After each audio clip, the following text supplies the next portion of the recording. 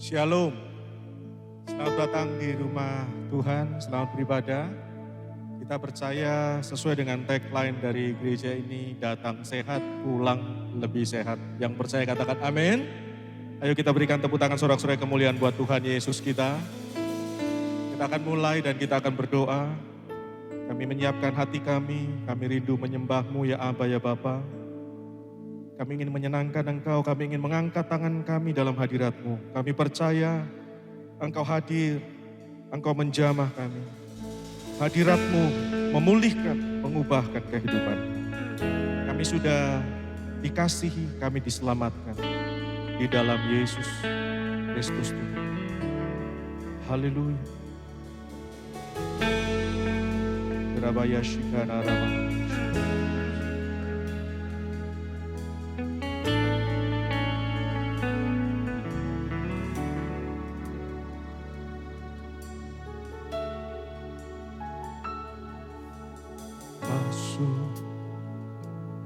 Hadirat-Mu Tuhan, dengan korban pujian, masuk hadirat-Mu Tuhan, berhiaskan kekudusan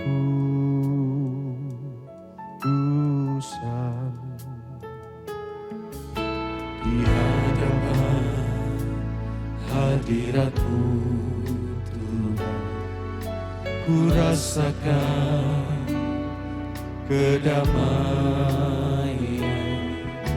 di hadapan hadirat-Mu Tuhan, ku nampak keagungan.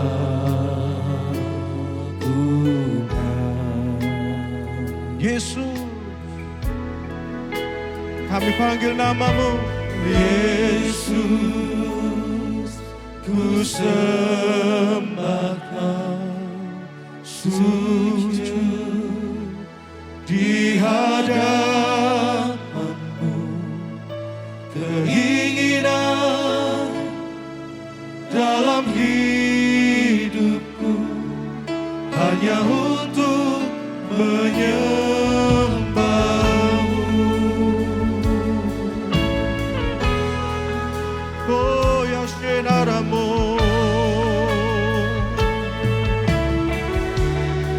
mengangkat hati kami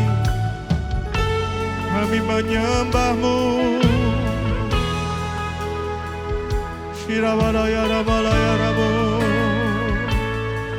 Mari panggil namanya, Yesus, Yesus, Yesus, ku sembah Kau, sujud di hadapan-Mu, keinginan dalam hidupku hanya untuk menyembah-Mu. Yesus, Yesus, ku sembah Kau, sujud di hadapan-Mu, keinginan dalam hidupku hanya untuk menyembah-Mu. Mari angkat tanganmu, katakan, Yesus, Yesus, ku sembah Kau, sujud di hadapan-Mu, keinginan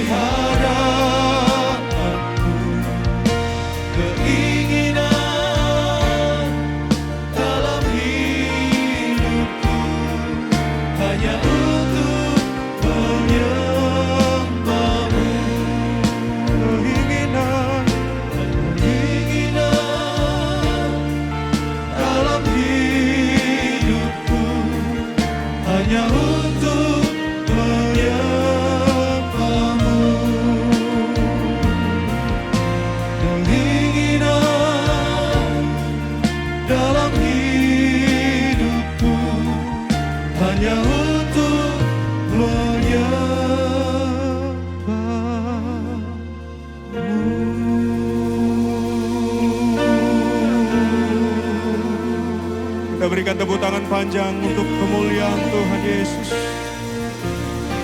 Lebih dahsyat lagi sorak-sorai kemuliaan buat Dia. Sembah, sembah Yesus. Kami menyembah-Mu. Tuhan Yesus, kami menyembah-Mu.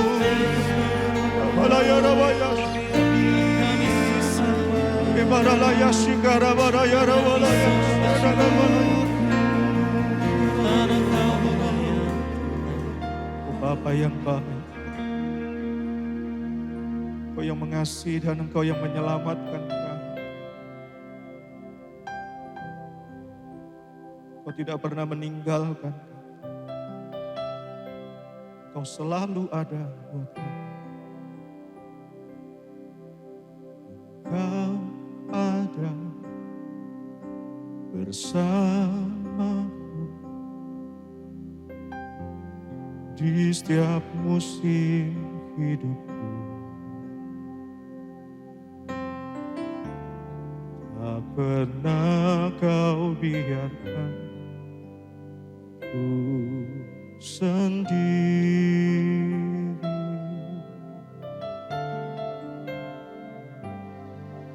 Kekuatan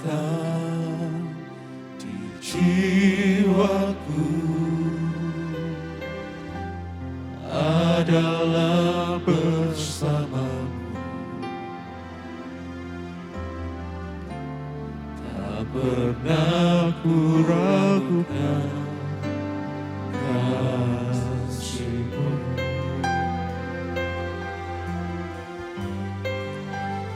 Bersamamu Bapa, ku lewati semua. Perkenananmu yang teguhkan hatiku. Engkau yang bertindak,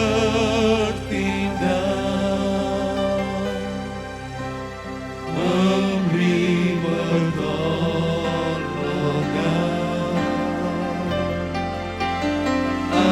Anugerah-Mu besar melimpah bagiku. Bersama-Mu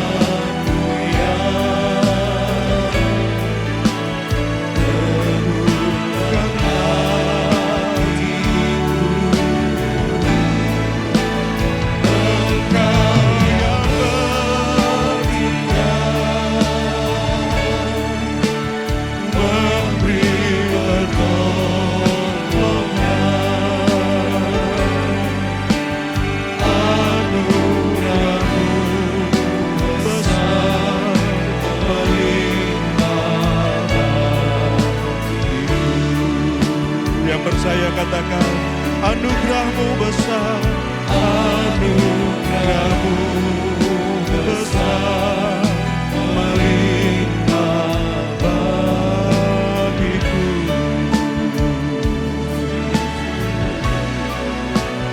Anugerah-Mu besar melimpah bagiku.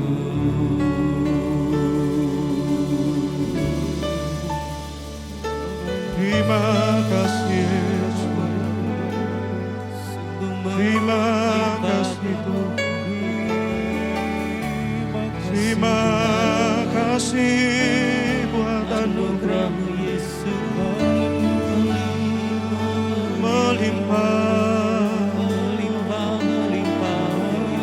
memenuhi hidup kami.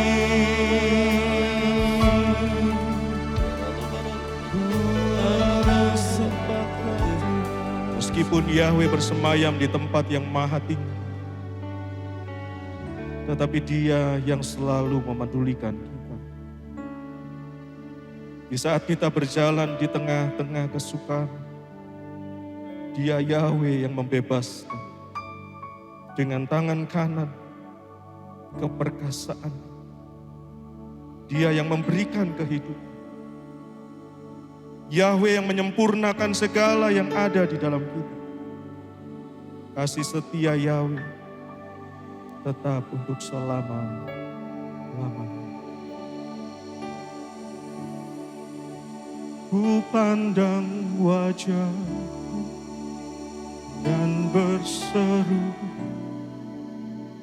pertolonganku datang dari-Mu, peganglah tangan.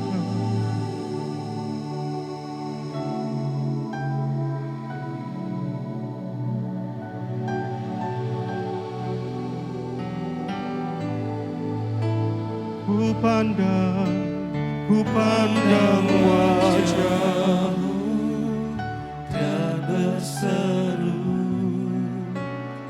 pertolonganku datang dari-Mu, peganglah tanganku, jangan lepaskan, Kaulah harapan dalam hidupku. Kami percaya kepada-Mu, bukan dengan kekuatan ku dapat jalani hidupku,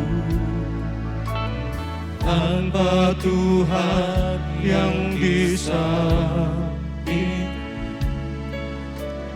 ku tak mampu sendiri.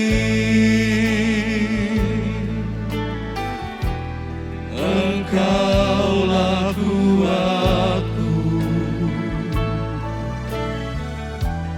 yang menopangku. Ku pandang wajah-Mu dan berseru, pertolonganku datang dari-Mu, peganglah tanganku, jangan lepaskan, Yesus. Kaulah harapan dalam hidupku.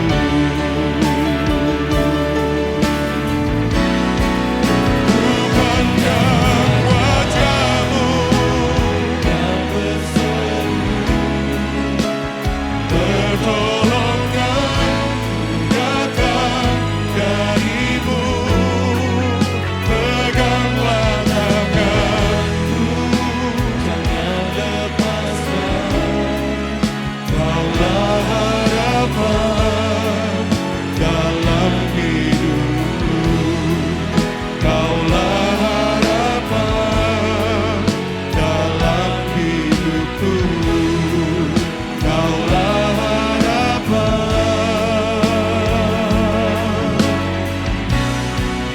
dalam hidupku. Mari kita berdiri bersama-sama, angkat tanganmu. Ku naikkan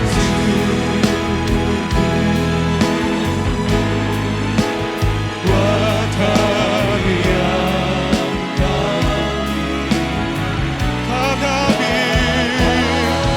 habis-habisnya kasih dan rahmat-Mu, selalu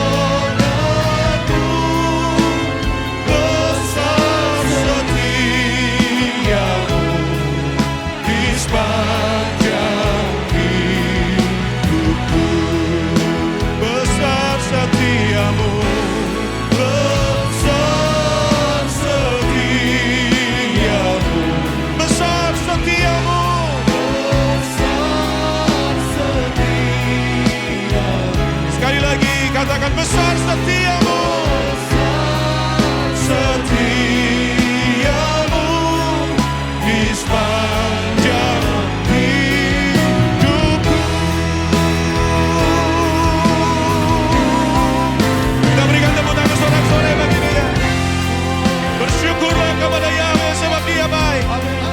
Bahwasanya untuk selama-lamanya kasih setianya. Bersyukurlah sebab Dia sangat baik. Bahwasanya untuk selama-lamanya kesetiaannya. Kita berikan tepuk tangan saudara-saudara yang mulia. Tepuk tangan panjang buat Bapa yang mengasihi kita. Bersyukur buat mujizat. Bersyukur buat keajaiban. Bersyukur untuk anugerah yang berlimpah-limpah. Kami bersyukur kepadamu. Kami bersyukur sebab Engkau sangat baik. Haleluya, haleluya. Sekali lagi kita berikan tepuk tangan panjang buat Tuhan Yesus kita yang dahsyat. Haleluya. Segenap hatimu katakan.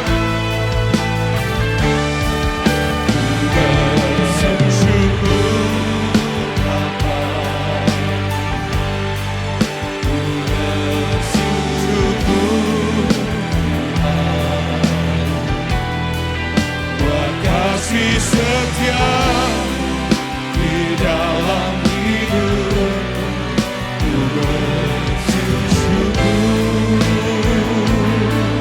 ku bersyukur, Bapa,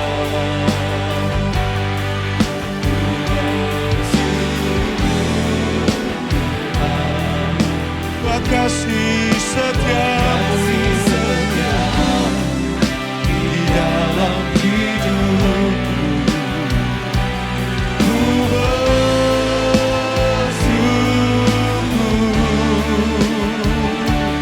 Tuhan. Mari percaya katakan ada lembah gelap. Tak ada lembah gelap yang aku lewati tanpa hadimu. Hatiku takkan gentar, sebab ku tahu tanganmu yang menopangku. Tak ada lembah gelap, tak ada lembah gelap yang tak ku lewati tanpa hadirmu. Hatiku takkan gentar, sebab ku tahu tanganmu yang menopangku. Oh, Kaulah Yesus, Kaulah Tuhan, hanya Kau ku percaya. Kaulah Yesus, Kaulah Tuhan, harapan hidupku.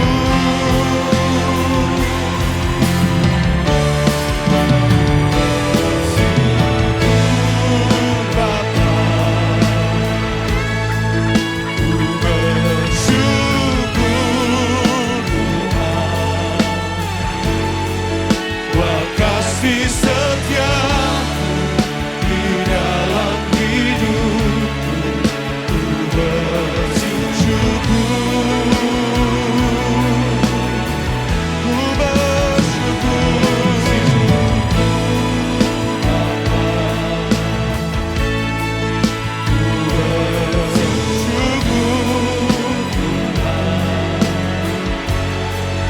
buat kasih setia di dalam hidupku.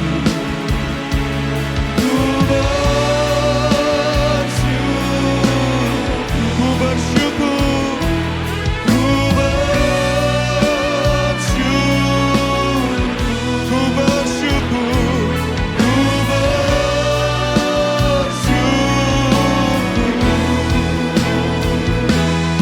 ku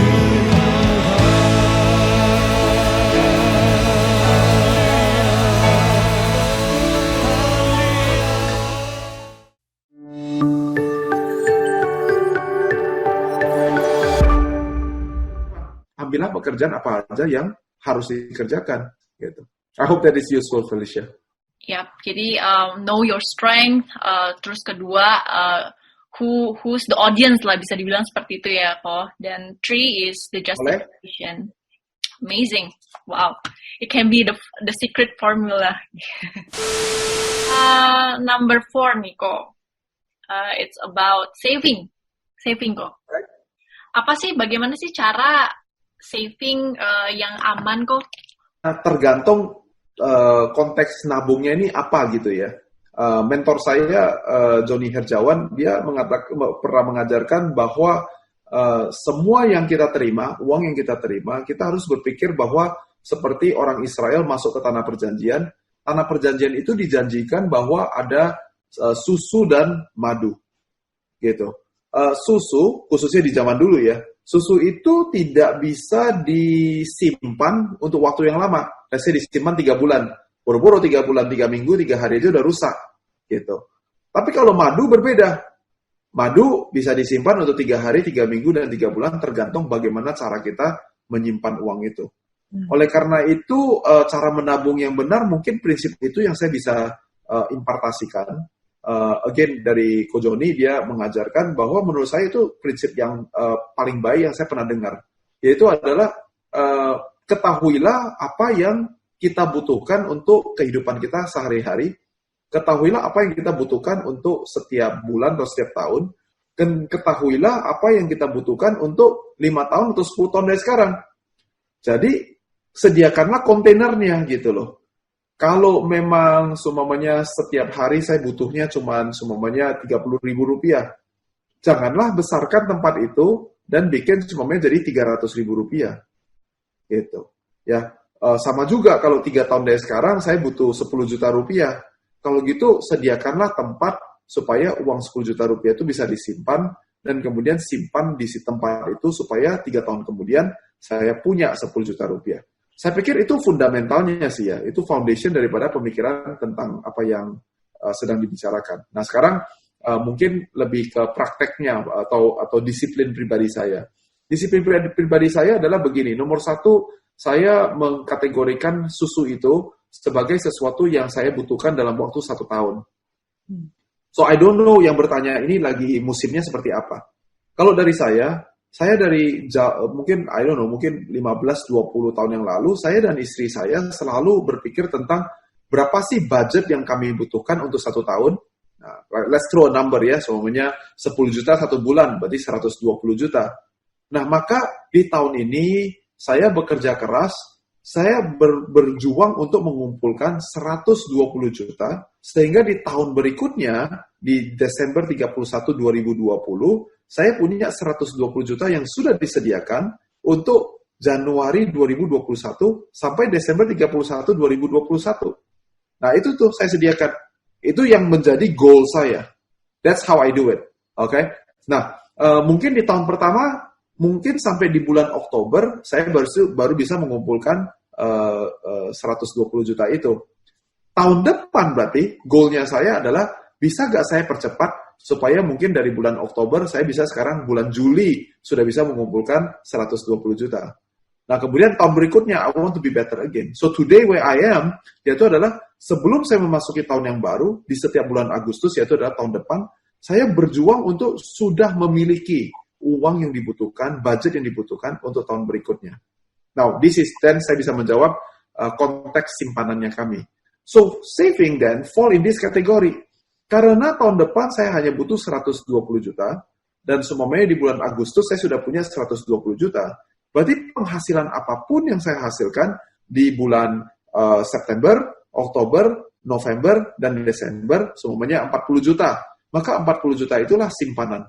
Nah, simpanan ini menurut saya ya Felicia, jadi saya tidak sedang memberikan peraturan, ini adalah cuma pandangan pribadi saya, yang paling aman, ya taruh di bawah ranjang, nah itu paling aman. Nah, kalau mau menghasilkan, simpanan yang mau menghasilkan, saya rasa itu arahannya, ya taruh di deposito. Deposito sekarang kalau bisa dapat 5% itu sudah lumayan, oke? Nah, kalau mau lebih dari 5% gimana? Anda harus berinvestasi. Nah, tadi saya udah bilang, berinvestasi berhubungan dengan mengambil resiko. Tapi kalau saya ambil resikonya, walaupun ada kemungkinan bisa hangus, bisa habis total, tapi juga punya kemungkinan saya bisa mendapatkan reward yang besar. Oke, pilihlah kesempatan yang ada gitu. So I'm not sure if I'm actually answering the question. Cuman itu sih prinsip financial management saya secara pribadi ya untuk keluarga saya. Mudah-mudahan itu somewhat berguna untuk menjawab pertanyaan itu. Oh yes, it give us a better understanding sih about gimana sih saving itu gitu. Karena selama ini kan kita selalu mikir gini loh kok. Oke, kita saving, yang penting ya for emergency fund kita ada lah gitu kan. Makanya for 6 months kita ada gitu. Jadi kan biasanya orang kan use 6 months itu cadangan. Karena kan it takes about 6 months lah supaya kita tuh bisa dapat pekerjaan yang baru. Seperti itu kan kok biasanya. Kita harus metanoia ya kok ya. Mantap. Keren. Dan nah, kok yang nomor 5 nih kok pertanyaannya about asuransi kesehatan. I know it's a little bit weird, tapi what do you think about owning asuransi kesehatan kok? Nothing's wrong with that, I think. Kalau semuanya Anda merasa bahwa butuh asuransi kesehatan, you should have it. But let me explain it a bit differently. Di Kejadian pasal 6, Alkitab mencatat bahwa Tuhan berkata bahwa mulai daripada saat ini, di Kejadian pasal 6, dia katakan adalah tidak ada lagi manusia yang hidup lebih daripada 120 tahun. Okay? Dan kemudian dicatat bahwa adalah, ya kalau bisa hidup 70-80 tahun, baguslah. Gitu. Nah, sekarang pertanyaannya begini. Anda mau hidup dengan batas bawah atau dengan batas atas? Pertanyaan saya adalah, what is your choice? I want to be living to until 120 years old. So, kalau saya mau hidup sampai 120 tahun, berarti saya mesti memperhatikan bahwa secara kesehatan saya, ini kan cerita asuransi kesehatan, bahwa yang lebih penting itu adalah punya asuransi kesehatan, atau hidup sehat, olahraga sehat, istirahat dengan yang baik, mental, emosional, dan intelektual kita diasah sedemikian rupa, punya finansial yang kuat, sehingga saya bisa hidup sampai 120 tahun. That is my dream, and that is my aspiration. Jadi, sama seperti sekarang COVID-19, itu gak ada hubungannya dengan punya asuransi kesehatan atau tidak asuransi kesehatan, menurut saya. Karena kunci daripada virus ini, yaitu adalah, are you stronger than the virus? Now, kita bisa dijangkiti oleh virus ini, dan kita sehat, sehingga kita asimptomatik, dan kita bisa transfer virus itu kepada orang lain sebagai carrier. Itu sebabnya pergi kemana-mana tetap harus pakai masker, dan tetap harus menjalankan protokol. But the truth remains though, the question is not about how strong is the virus. The question is, how strong are you? Karena kalau saya sehat, virusnya nggak berguna. Cuman karena saya carrier, Felicia dekat-dekat sama saya, Felicia masih bisa terjangkit virus COVID-19. Then the question becomes, how strong are you? How healthy are you? Nah, pertanyaan seperti begitu. Jadi saya pikir, sebelum kita, kalau untuk pendapat pribadi saya, khususnya bagi kalau ini yang masih nanya, masih anak-anak muda, kalau menurut saya, again ya, saya nggak ada anything against health insurance ya, sekali lagi. Tapi menurut saya adalah, kita perlu berpikir terlebih dahulu adalah, apakah saya sehat atau tidak sehat. Oke? Kadang-kadang asuransi kesehatan itu menjadi sebuah excuse, supaya kalau saya sakit, siapa tahu saya sakit, lah berarti you lagi terus mikirnya adalah, if I'm sick, I don't get it. Bahkan di dunia, gak usah pakai Alkitab deh, di dunia orang udah bilang begini, whatever you think about, that is what you will attract. Jadi kalau pikiran saya terus mikir adalah, wih, kalau bisa makan Indomie ya, wah, coba ya kalau bayangin ya, wah, bisa gak ya ciumin yang, wangi banget ya. Terus saya bilang gini, tapi gak mau Indomie, saya tidak lapar, saya tidak mau makan Indomie, tidak mau Indomie, tidak mau Indomie. The more you say it, the more you are thinking about Indomie. Nah, oke, saya juga gak ada nothing against Indomie, by the way. I like Indomie too. Oke, what I'm saying is that hanya karena kita mengatakan dengan negative sentence, tidak menjadikan kita tidak berpikir tentang hal itu. Saya mau mengajak Felicia dan semua jemaat Tuhan untuk berpikir tentang that Tuhan desain badan saya, topnya adalah hidup 120 tahun. Berarti yang saya mau fokus adalah saya mau hidup sehat.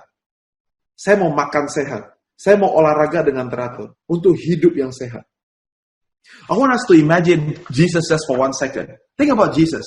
Pada saat dia umurnya 33,5 tahun, dikatakan bahwa dia itu dicambuk, dia itu dipukul, dia dagingnya itu sampai robek, ya kan? Bayangkan itu tanahnya yang pada saat kita katakan dagingnya robek, itu bukan cuma daging tapi adalah otot. Ligamen, okay? But Jesus carried his own cross. He carried his own cross. Dalam kondisi lagi luka-luka semuanya, aduh gak usah cerita ototnya robek deh. Kita baru kena pisau 1 biji di baret begini, terus saya suruh kita pergi angkat semuanya dumbbell 20 kilo. I want to see how long you can do it. Okay? But our God, dalam konteks tubuhnya hancur, dia mengangkat the cross itu, dan dia bawa sampai pada akhirnya di satu titik, dia kemudian kehilangan kekuatan dia, dan dia jatuh, dan kemudian pasukan Romawi memberikan cross itu kepada orang lain untuk diangkat. I want you to imagine the physics of Jesus sebagai manusia di umur 33 tahun. Imajinasi saya, Feli, he has 6-pack. Imajinasi saya, when he flexes muscle, that is a real gun over there. Yeah. Artinya, yes, he is spiritual, tapi dia melatih mental dia. Dan dia juga secara fisik itu kuat. Itu sebabnya dia bisa melakukan perkara itu. Jadi itu model saya. I want to be more like Jesus. And for that particular reason, I take care of my food. I take care of my diet. I take care of my body. I take care of my emotions. I take care of my mental. I take care of all of that. Firman Tuhan mengatakan adalah ketawa itu adalah obat yang paling manjur. Kalau gitu sering-sering dong ketawa. Jangan sampai ke rumah terus cebetut terus kayak begitu. Nah makanya sakit melulu gitu loh. Ngerti gak ya? Nah kalau ini kita sudah lakukan, dan kemudian kita masih punya uang ekstra untuk beli asuransi kesehatan. Jawaban saya adalah, by all means, please do it. Tapi jangan beli asuransi kesehatan, and then tidak jaga badan kita dengan baik, and then kita bilang, siapa tahu sakit kan gua ada asuransi kesehatan. Menurut saya, that is a lack of faith. That is a lack of Christ-likeness in our life. Seharusnya orang-orang yang paling keren, yang paling ganteng, yang paling berotot, yang paling cantik, itu harusnya adalah orang-orang Kristen. Justru karena kita saking sehatnya, itu sebabnya orang-orang tertarik untuk datang ke gereja. Karena dia lihat adalah, wah coba lihat orang-orang Kristen itu. Bukan justru kalau sudah sakit, kemudian kita berdoa, dan kita menolak segala kesakitan, dan kita meminta supaya kesembuhan ilahi terjadi. And I believe in healing. And I want to be clear, I am a charismatic. I believe in healing. I pray for people that are sick. And I have seen God do healing. I have seen how God is doing miraculous thing. Don't get me wrong. Tapi yang bikin saya boiling kalau kadang-kadang adalah cuman cari cara gampang. Cuma mau pakai makan obat. Atau dalam hal ini beli asuransi kesehatan. Nah, saya nggak tahu siapa yang bertanya, mudah-mudahan jawabannya adalah, oh enggak, saya sudah sehat kok. Saya semuanya jaga badan, saya sehat, tapi saya punya uang ekstra. Jawaban saya adalah, buy your asuransi kesehatan. Why not? There's nothing wrong with that. Yep. Okay? Tapi kalau saya punya uang yang sama dan kamu khususnya masih muda, jawaban saya adalah, why not take care of your health before you buy asuransi kesehatan? Wow, pikiran yang understanding yang berbeda ya. Kita bisa memikir dari sudut pandang yang berbeda, and that's pretty cool. Oke, kok. Nah, yang nomor 6 kok. Pertanyaannya about multi-level marketing, which is MLM. Sekarang itu nggak cuman sekarang aja sih sebenarnya kok ya. Dari dulu memang sudah banyak sekali orang-orang yang melakukan MLM sebenarnya kok ya. And this particular question is about bagaimana sih pandangan Bapak saat sekarang ini kalau kita memulai usaha dengan ikut bisnis MLM? First of all, saya nggak tahu kenapa pertanyaannya ditanya tentang MLM. Kenapa tidak ditanya bisnis-bisnis yang lain? I assume that because there is sebuah asumsi underlying pertanyaan di situ bahwa apakah MLM itu alkitabiah atau tidak gitu. Nah, saya mau menjelaskan dulu pertama-tama. I got these questions quite a lot.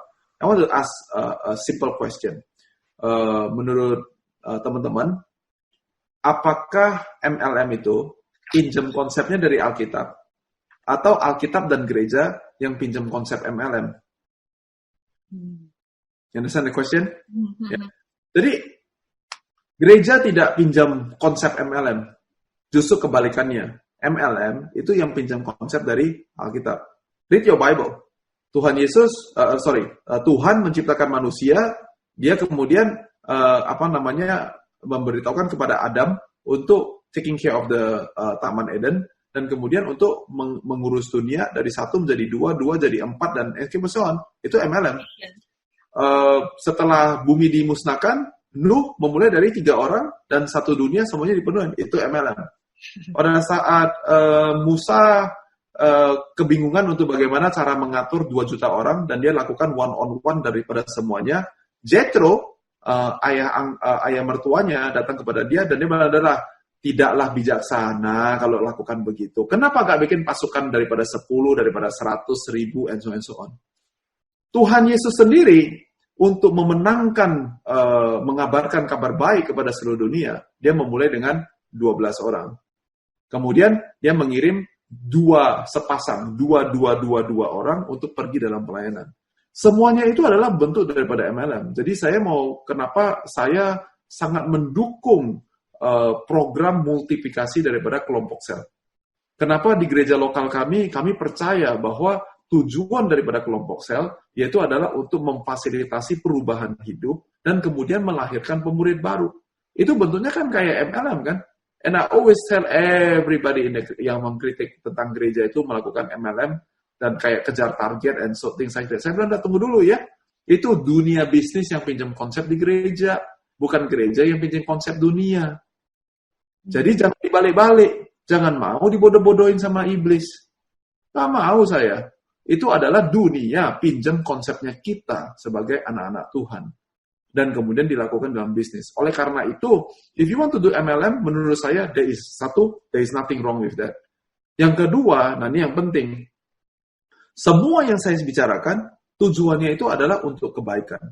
Nah, karena itu, mau produknya apa, mau apapun bentuk produknya, jawab saja satu pertanyaan ini. Bagaimana produk ini bisa berguna, berkontribusi di dalam kehidupan orang-orang yang memakainya. Itu yang lebih penting untuk bisa dijawab. Jadi kalau semuanya adalah, ini hanya sekedar untuk kejar target doang, supaya saya bisa dapat komisi, supaya saya dapat gitu. Nah, bukan MLM pun, saya tetap tidak akan endorse, karena itu menurut saya tidak sesuai dengan caranya orang Kristen melakukan bisnis, and I say bahwa itu bukan resep untuk membangun bisnis yang sukses. Bisnis yang sukses adalah pada saat kita bisa menjadi jawaban kepada problem atau masalah yang sedang dihadapi oleh customer kita. So, kalau vehicle-nya adalah MLM, kenapa? Ya gak apa-apa, menurut saya biasa-biasa aja. Keep on doing what you are doing. Pastikan kita meringankan beban daripada customer kita menjadi jawaban buat customer kita, pastikan kita itu membuat hidup mereka itu menjadi lebih mudah. Kira-kira begitu. So, if you can do it, awesome. Menurut saya, I don't see any problem with MLM. Wow. Feli baru tahu sebenarnya MLM ternyata dari Bible ya, Bu. Wow. Jethro juga ngomong seperti itu. Iya juga ya. That's right. Yeah, absolutely. Jadi tergantung motivasi sebenarnya kok ya. Of course. Motivasi kita bagaimana sih kita bisa berkontribusi dan nggak cuman wah target nih, tapi yang penting kita bisa address their needs first, right? Very good. Okay, next question kok. Now, what do you think about loan, pinjaman kok? Is it true? Apakah benar sih pernyataan yang mengatakan hindari hutang atau pinjaman lah sebisa mungkin kok? Gitu. Well, let me put it this way. Kalau personal loan, mungkin jawaban saya adalah I agree with that. I think you need to avoid it at any cost. Tapi kalau itu adalah business loan, menurut saya pandangannya untuk apa. Ada orang yang terima pinjaman, kemudian dia merasa dia orang kaya. Contoh, dapat kartu kredit, di dalam isinya bisa 10 juta. Perasaan kayak orang kaya. Jadi dia pergi swipe kartunya, income-nya cuma 2 juta, tapi swipe kartunya 10 juta semuanya. Lebih besar pasak daripada tiang. Nah, itu menurut saya tidak bijaksana. Tetapi, bagaimana kalau seumpamanya itu adalah cerita tentang kalau kita melihat pinjaman atau financing itu sebagai bisnis kita itu adalah punya sebuah mobil, dan mobil itu bisa pergi sejauh 500 km, tapi bensinnya hanya cukup untuk 50 km. Dan kemudian saya pinjam uang dari bank atau dari Valley gitu, supaya saya bisa beli bensin lagi 50 km, supaya mobil ini bisa sampai ke kilometer 500. Jawaban saya adalah, I don't see anything wrong with that, ya. Dan yang terakhir adalah mungkin setiap kali kok cerita tentang loan, itu biasanya ada cerita tentang mortgage rumah, mau beli rumah gitu, karena saya mau menikah, saya mau beli rumah and things like that. Nah, here's what I want to talk a little bit more. Kebahagiaan keluarga kamu gak ada hubungannya dengan rumahnya sewa atau hak milik. Amin. Jadi menurut saya mengerti kita budaya orang Timur, dan saya mengerti bahwa ada beberapa pemikiran bahwa kalau nggak punya rumah itu nanti uangnya setiap bulan itu cuma dipakai untuk bayar rental saja, tidak baik, and all those sort of things. Dan saya menghormati, khususnya kalau ini pemikiran dari orang tua kalian, saya menghormati pemikiran daripada orang tua. Namun demikian, dengan segala hormat, saya juga perlu mengatakan bahwa kalau ini konteksnya karena menikah, bukankah firman Tuhan mengatakan bahwa maka laki-laki itu harus meninggalkan ayah dan ibunya untuk dia menjadi satu dengan istrinya. Artinya, kamu sudah jadi orang dewasa. Nah, sebagai orang dewasa, salah satu yang kita harus, tanda-tanda orang yang dewasa, dia bisa menimbang-nimbang. Artinya, antara beli rumah 100 juta rupiah sama beli rumah 3 miliar, itu resikonya berbeda. Nah, pendapatan kamu berapa? Kalau memang nggak sanggup, ya bilanglah nggak sanggup. Biarlah yamu adalah ya, dan tidakmu adalah tidak. Anything in between katanya dosa.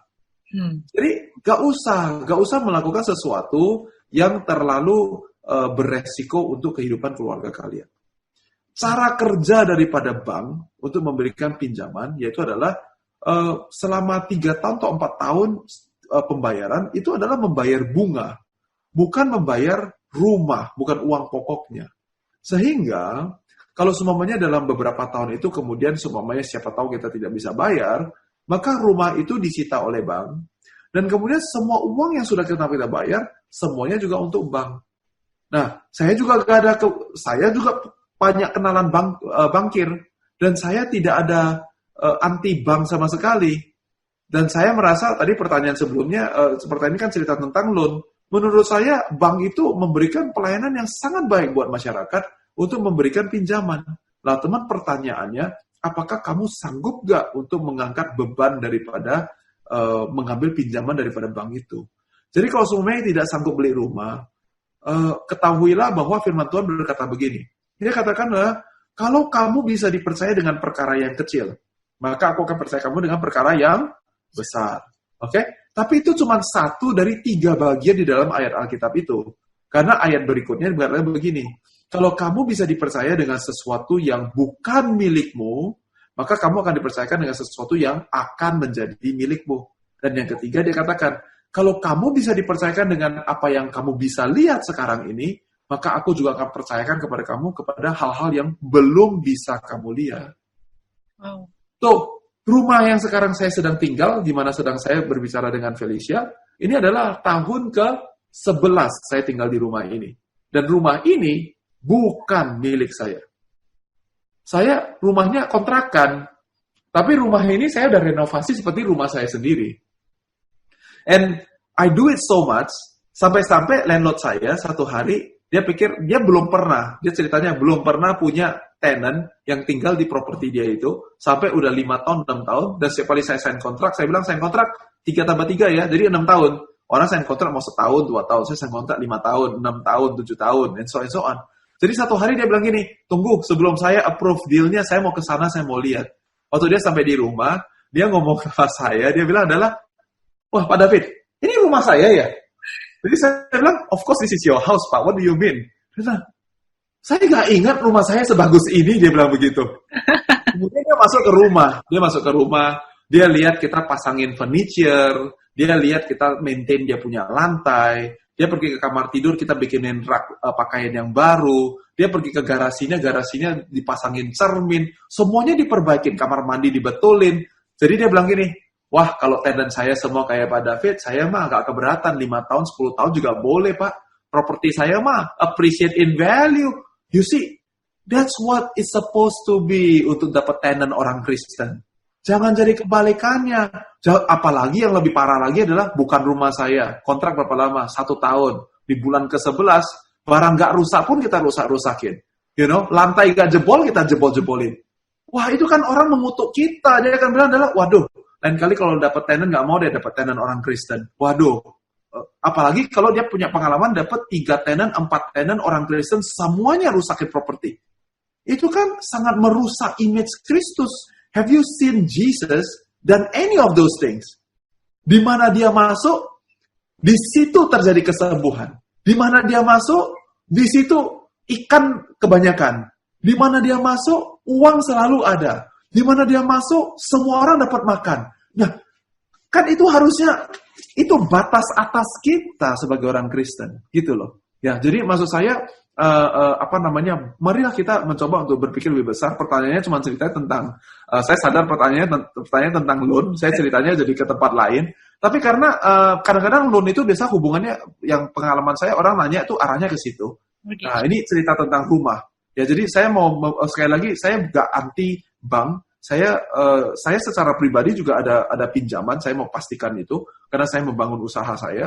Tapi kita jangan pakai untuk alasan yang tidak jelas. Dan kemudian kalau belum sanggup beli rumah, gak usah. Yep. It's okay, saya jamin. Saya sudah bersama dengan istri saya, ini adalah tahun ke-21 kami bersama-sama.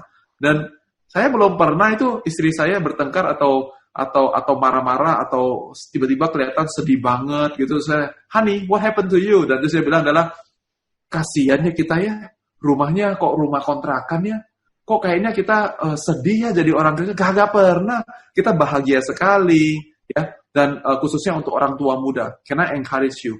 Kenapa saya umur 40 tahun, saya sanggup untuk beli rumah, tapi saya tetap tidak beli rumah? Kenapa saya masih kontrak?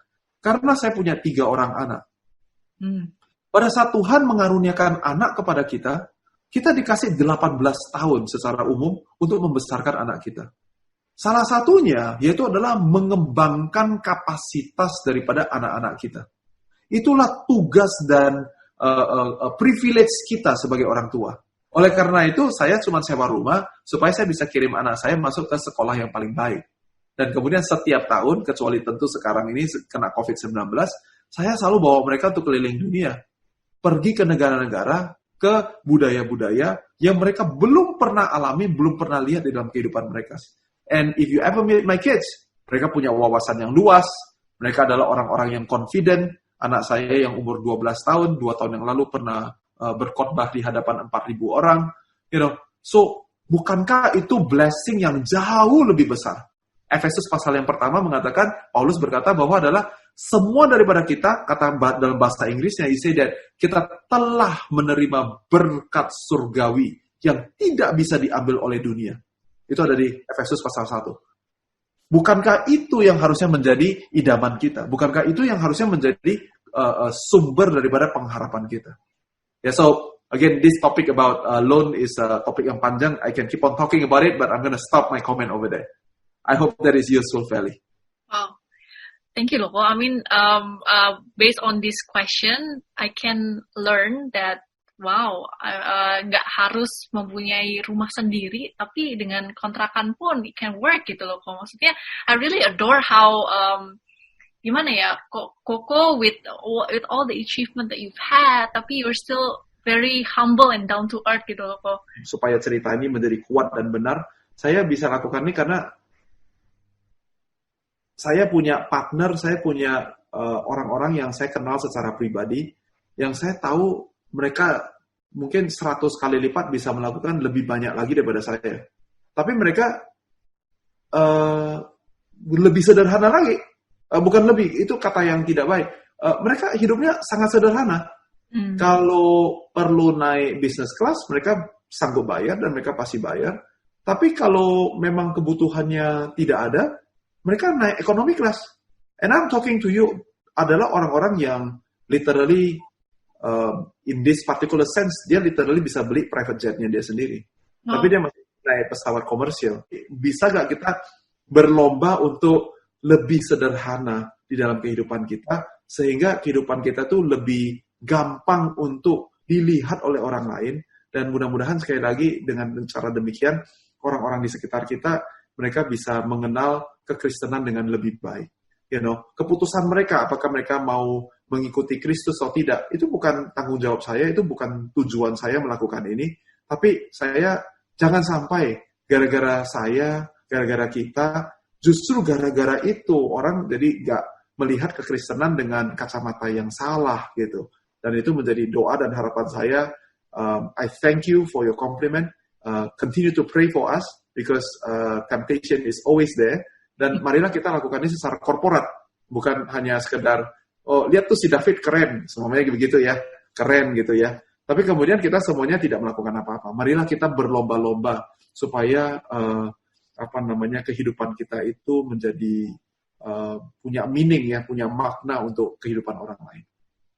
Tentu dalam hal ini saya mesti menutup dengan mengatakan bahwa adalah saya sama sekali tidak sempurna, dan ada gak hari-hari tertentu yang saya lebih termakan dengan kesempatan emas, saya bisa bikin duit, dan kemudian saya bilang wah, dan kemudian saya mengejar mamon dan bukan mengejar Yesus. Jawabannya of course, tapi Roh Kudus baik dalam kehidupan saya bisa melihat bagaimana bahkan pada saat saya mengambil keputusan-keputusan yang salah atau memiliki pemikiran-pemikiran yang tidak matang, sepanjang kalian masih punya disiplin rohani untuk tetap mau bergantung sama Tuhan, baca firman Tuhan, mencintai firman Tuhan, belajar firman Tuhan, hidup dalam persekutuan doa dengan Dia. Roh Kudus akan meluruskan kita. Berkali-kali dalam kehidupan saya terima Tuhan Yesus sebagai Tuhan dan Juru Selamat saya umur 12 tahun, dan saya mulai melayani Tuhan di umur 13 tahun. Wow. So 13 tahun saya sudah pimpin pujian, saya sudah memimpin persekutuan remaja di gereja lokal saya. So I've been following Jesus for a very, very long time. Now, I have made mistakes before, and some terrible mistakes for that matter. Tapi I would be considered as orang, kalau dalam konteks orang dunia paling sedikit, I would be called sebagai orang baik. Saya gak pernah mabuk-mabukan, saya gak pernah judi, saya gak pernah rokok, saya gak pernah pakai obat-obatan, saya gak main perempuan, I don't do any of those things. Tapi saya bukan orang suci ya, dan saya pernah membuat kesalahan dan kesalahan yang fatal. But in the context of orang dunia, saya adalah orang baik, and saya mau menutup kalau boleh dengan memberikan kesaksian ini dan memberikan encouragement kepada teman-teman semuanya. Yaitu adalah hiduplah benar di hadapan Tuhan. Jadi biarkanlah hidup kita itu menjadi hidup yang tidak bercacat, yang kudus di hadapan Tuhan. Make Him our audience of one. Okay? And if you do it, mudah-mudahan kesaksian saya adalah Tuhan tuh benar-benar gak pernah gagal dalam kehidupan saya. Saya pernah bangkrut 3 kali dalam kehidupan saya, tapi saya belum pernah minta-minta apa-apapun dari orang lain, baik itu dari keluarga sendiri maupun daripada orang lain, untuk supaya kita bisa makan, punya rumah, punya simpanan. Gak ada. Tuhan gak pernah gagal. Tapi secara fisik pernah bangkrut ya. Tapi secara roh dan secara kebutuhan hidup kita sehari-hari, gak pernah. Saya belum pernah melihat Tuhan gagal di dalam kehidupan saya. So my encouragement for you, Felicia, and also kepada teman-teman semuanya adalah, marilah yang kita kejar ini, make Him an audience of one. Hidup kudus, hidup tidak bercela di hadapan Dia. And even though we will fail, I fail, you will fail, jadi ini bukan kutukan, tapi it's a reality, kita manusia yang masih penuh dengan kekurangan, kita akan fail. Tapi kalau itu menjadi pertandingan yang kita hidupi, I proclaim and I speak over your life that God is gonna never stop using your life. At every turn of your life, Dia akan bikin mata rohani kita terbuka, dan kalian bisa melihat sesuatu yang selama ini kalian belum bisa lihat. Telinga kalian akan mendengar hal-hal yang sifatnya rahasia, seperti seorang presiden memberikan rahasia kepada kawan baiknya dia. Dan dia akan mengembangkan hati kalian, sehingga hati kalian itu senada dengan surga. Kesusahan orang lain itu justru menjadi sesuatu yang kita bisa provide solution buat mereka. Kalau kalian kerjakan sesuatu, pekerjaan kalian diberkati oleh Tuhan, sehingga dia bertumbuh 30 kali lipat, 60 kali lipat, 100 kali lipat. That is the blessings that I will speak over your life, and I pray that segala sesuatu yang kita bicarakan tidak ada yang ditangkap dengan salah, tapi biarlah Tuhan sendiri yang dipermuliakan atasnya. Amin. Amin. Haleluya. Wow, thank you, Ko David. Ko David, do you want to close it with prayer? Sure, let's do. Yep. Terima kasih untuk hari ini. Kami terima kasih karena Tuhan, Engkau tidak pernah gagal, Engkau baik. Tempat di mana kami berada menunjukkan di mana Tuhan sudah menyediakan segala sesuatu. Tuhan telah membentuk segala sesuatu, bahkan sebelum kami memikirkannya, kami menginginkannya. Tuhan, Engkau lebih mengetahui dan Engkau sudah menyediakan segala sesuatu. Aku berdoa supaya apapun yang sudah kami kerjakan selama 2 jam ini, Tuhan, Engkaulah yang beracara, Engkaulah yang memberikan, kami mengizinkan dan melepaskan pekerjaan Roh Kudus, supaya Tuhan, Engkau sendiri yang beracara. Bukan ambisi kami, bukan apa yang kami bicarakan, bukan apa yang kami pandai bicarakan, tapi biarlah Engkau yang berbicara buat setiap jiwa yang mendengarkan recording ini. Tuhan, kami minta turut campur tangan Tuhan. Kami berdoa, Tuhan, supaya tidak ada kemuliaan yang dicuri daripada kehidupan kami, dari perkataan kami. Tapi biarlah segala sesuatu semuanya ini menjadi dupa yang harum, sehingga nama Tuhan sendiri yang ditinggikan dan dipermuliakan. Aku berdoa buat Felicia, yang berdoa untuk gereja lokal yang sudah menginisiasikan pelayanan ini. Aku berdoa supaya Tuhan memakai pelayananmu dengan lebih luar biasa lagi. Berdoa supaya pernikahanmu diberkati oleh Tuhan, dan pekerjaanmu diberkati oleh Tuhan. Semua yang Engkau kerjakan, Tuhan bikin menjadi berhasil, menghalau segala belalang pelahap, pekerjaan tipu muslihat daripada iblis. Aku patahkan di dalam nama Tuhan Yesus Kristus. Aku ucapkan berkat, aku ucapkan kekuatan daripada Tuhan. Aku ucapkan supaya kuasa Roh Kudus, the favor of God rest upon you. Supaya saat Engkau berbicara, Engkau bisa dengan penuh otoritas. Kalau Engkau melakukan sesuatu, Engkau lakukan dengan iman. Dan nama Tuhan sendiri yang ditinggikan. Dan di dalam nama Tuhan Yesus Kristus, Tuhan dan Juru Selamat kami yang hidup. Amen. Amen. Thank you, Ko David. Again, thank you so much for this session. This is very amazing. Thank you. Bye-bye. Yeah, bye-bye. Thank you so much, Ko. Yes. Saudara telah mengikuti ibadah online Gereja YHS. Saudara yang diberkati melalui tayangan ibadah online diberi kesempatan untuk memberi persembahan. Bagi jemaat yang rindu menabur untuk pekerjaan Tuhan di Gereja YHS, dapat memberikan persembahan dan persepuluhannya secara online melalui rekening BCA Sinode Gereja YHS 010 922 9000. 010 922 9000 atas nama Gereja YHS. Atau transfer lewat aplikasi pembayaran online yang Anda miliki dengan men-scan QR Code yang tersedia. Sertakan keterangan persembahan atau perpuluhan dan juga keterangan dari kota mana. Contohnya, persepuluhan YHS Makassar. Mari memberi dengan penuh sukacita dan dengan penuh ucapan syukur. Yeshua HaMashiach bless you. Oh, praise the name of the Lord our God. Oh, praise His name forevermore. For endless day we will sing Your praise, oh Lord our God. Mari angkat tanganmu, katakan, oh praise the name of the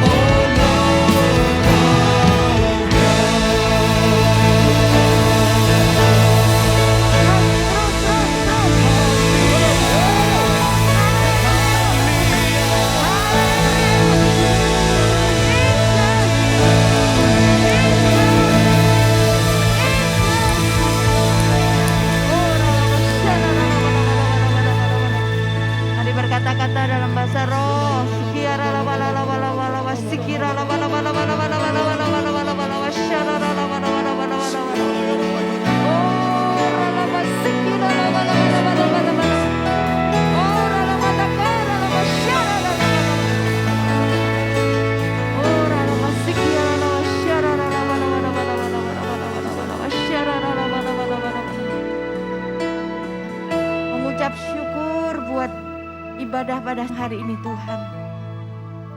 Engkau Bapa yang baik. Engkau Bapa yang tidak tinggalkan kami sebagai yatim piatu. Immanuel, Engkau selalu beserta kami. Terima kasih Tuhan, terima kasih buat kebenaran firman-Mu yang memerdekakan setiap kami. Kami mau terus berharap, terus percaya kepadamu. Berkati setiap keluarga, anak-anak-Mu. Apa yang mereka kerjakan dibuat Tuhan berhasil. Di dalam nama Yesus, tidak ada yang lemah, tidak ada yang putus asa. Bersama-Mu ada jalan keluar. Ada kemenangan, yang sakit disembuhkan, yang lemah dikuatkan, yang terikat dilepaskan. Di dalam nama Yesus, setiap keluarga dibuat Tuhan bahagia. Dalam nama Yesus, terima kasih Roh Kudus, terima kasih. Saat ini kami mengangkat tangan kanan kami. Biarlah berkat Bapa Yahweh di dalam anak yang tunggal Yesus Kristus dan kuasa persekutuan Roh Kudus. Biarlah memberkati, membimbing, menyertai saudara. Mulai hari ini sampai Yesus datang kedua kali. Bahkan sampai selama-lamanya. Percaya diberkati, sama-sama katakan amin.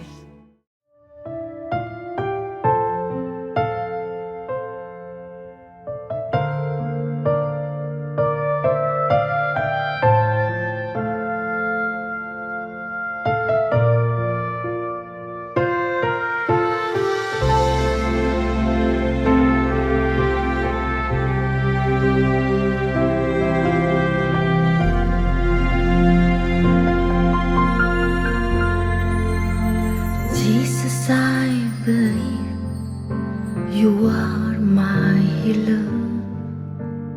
Jesus, I believe you're my restorer. Your loving kindness is better than life, forever and ever. Amen. Jesus, I believe you are my healer. Jesus, I believe you're my restorer. Your loving kindness is better than life,